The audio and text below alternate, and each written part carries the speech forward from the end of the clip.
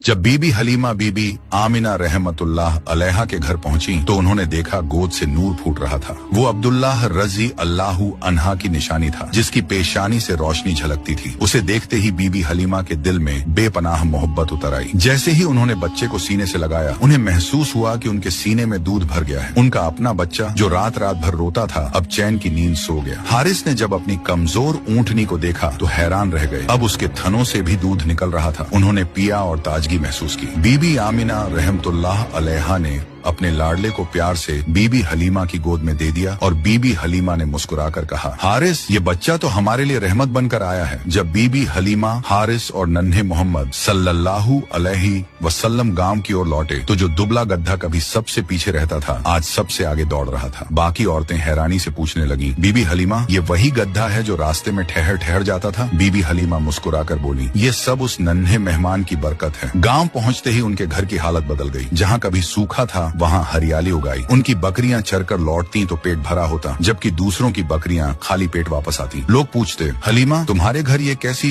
खुशहाली है? और बीबी हलीमा दिल ही दिल में समझ जाती कि ये सब उसी बच्चे की वजह से है। इस तरह बीबी हलीमा के घर दोनों जहां के आका तशरीफ फरमाते। बीबी हलीमा कहा करती थी, मैं मोहम्मद को अपने बेटे से भी बढ़कर चाहती हूँ। जब वो चूल्हे पर रोटियां सेंकती तो आग की तपिश उन्हें महसूस तक न होती। घंटों प्यारे नबी सल्लल्लाहु अलैहि वसल्लम को गोद में लिए उनके चेहरे की रौनक देखती रहती और सोचती कि उनका घर जन्नत बन गया है। मुझे इस बच्चे ने कभी कोई तकलीफ ना दी, बल्कि मेरी हर तकलीफें इसने दूर कर दी। वक्त गुजरता रहा और प्यारे नबी सल्लल्लाहु अलैहि वसल्लम अब करीब 3 साल के हो चुके थे। एक दिन उन्होंने अम्मा हलीमा से पूछा, अम्मा, मेरे भाई रोज कहाँ जाते हैं? बीबी हलीमा ने कहा, मेरे शहजादे, मेरे जिगर के टुकड़े, वो बकरियां चराने जाते हैं। नबी सल्लल्लाहु अलैहि वसल्लम ने फरमाया, मेरा भी दिल चाहता है कि मैं उनके साथ जाऊं। बीबी हलीमा बोली, मेरे प्यारे बेटे, तुम बहुत नाजुक हो, मुझे डर लगता है कहीं आपको यह धूप परेशान न करे। मैं आपको तकलीफ में नहीं देख सकती। मगर जब प्यारे नबी सल्लल्लाहु अलैहि वसल्लम ने बार बार कहा तो आखिरकार अम्मा हलीमा ने इजाजत दे दी। हालांकि उनका दिल अब भी फिक्रमंद था। इस तरह अल्लाह के प्यारे हबीब नबी सल्लल्लाहु अलैहि वसल्लम बकरियों को लेकर जंगल की तरफ जाने लगे